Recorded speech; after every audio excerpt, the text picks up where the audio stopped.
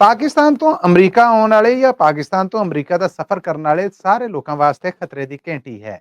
Router ਨੇ ਪਿਛਲੇ ਦਿਨਾਂ ਇਹ ਇਤਲਾਹ ਦਿੱਤੀ ਸੀ ਕਿ ਅਮਰੀਕਾ ਵੱਲੋਂ ਐਸੇ ਮੁਲਕ ਜਿਨ੍ਹਾਂ ਦੇ ਉੱਤੇ ਸਫ਼ਰੀ ਪਾਬੰਦੀਆਂ ਲੱਗਣ ਜਾ ਰਹੀਆਂ ਨੇ, ਉਹਨਾਂ 'ਚੋਂ ਪਾਕਿਸਤਾਨ ਵੀ ਇੱਕ ਹੈ।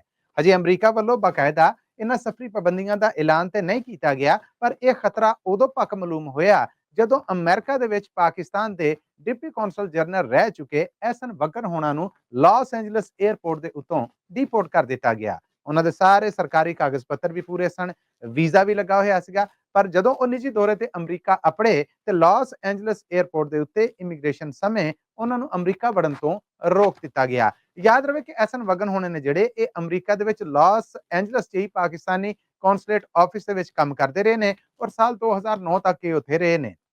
ਉਸ ਤੋਂ ਬਾਅਦ ਅੱਜ ਕੱਲ ਇਹ ਤੁਰਕਮਾਨਿਸਤਾਨ 'ਚ ਪਾਕਿਸਤਾਨ ਦੇ ਅੰਬੈਸਡਰ ਨੇ। ਜੀ ਹਾਂ, ਐਸਨ ਵਗਨ ਹੋਣੇ ਤੁਰਕਮਾਨਿਸਤਾਨ 'ਚ ਪਾਕਿਸਤਾਨ ਦੇ ਅੰਬੈਸਡਰ ਨੇ ਔਰ ਤੁਰਕਮਾਨਿਸਤਾਨ ਤੋਂ ਪਾਕਿਸਤਾਨ ਦੇ ਅੰਬੈਸਡਰ ਨੂੰ ਅਮਰੀਕਾ ਵੜਨ ਤੋਂ ਰੋਕ ਦਿੱਤਾ ਗਿਆ। ਅਜੇ ਪਾਬੰਦੀਆਂ ਦਾ ਬਕਾਇਦਾ ਐਲਾਨ ਤੇ ਨਹੀਂ ਹੋਇਆ, ਪਰ ਇਹ ਖਤਰੇ ਦੀ ਘੰਟੀ ਦੱਸਦੀ ਹੈ ਕਿ ਕੰਮ ਹੈ ਜਿਹੜਾ ਉਹ ਖਰਾਬ ਹੈ। ਸੋ ਪਾਕਿਸਤਾਨ ਤੋਂ ਅਮਰੀਕਾ ਦਾ ਸਫ਼ਰ ਕਰਨ ਵਾਲੇ ਨੇ ਜਿਹੜੇ ਉਹ ਅਲਰਟ ਰਹਿਣ। ਜੇ ਵੀਜ਼ਾ ਔਰ ਕਾਗਜ਼ ਪੱਤਰ ਕੋਲ ਹੈ ਵੀ ਨੇ ਤੇ ਇਸ ਗੱਲ ਨੂੰ ਜ਼ਿਹਨ ਦੇ ਵਿੱਚ ਰੱਖਣ ਕਿ ਅਮਰੀਕਾ ਪਹੁੰਚਣ ਤੇ ਕਿਸੇ ਕਿਸਮ ਦਾ ਕੋਈ ਵੀ ਸਲੂਕ ਹੈ ਜਿਹੜਾ ਹੋ ਸਕਦਾ ਹੈ, ਕਿਉਂਕਿ ਮੋਸਟ ਸੀਨੀਅਰ ਪਾਕਿਸਤਾਨੀ ਬਿਊਰੋਕਰੇਟ ਨੇ ਜਿਹੜੇ ਉਹਨਾਂ ਨੂੰ ਇਥੋਂ ਡੀਪੋਰਟ ਕਰ ਦਿੱਤਾ ਗਿਆ ਔਰ ਅਮਰੀਕਾ ਨਹੀਂ ਵੜਨ ਦਿੱਤਾ ਗਿਆ।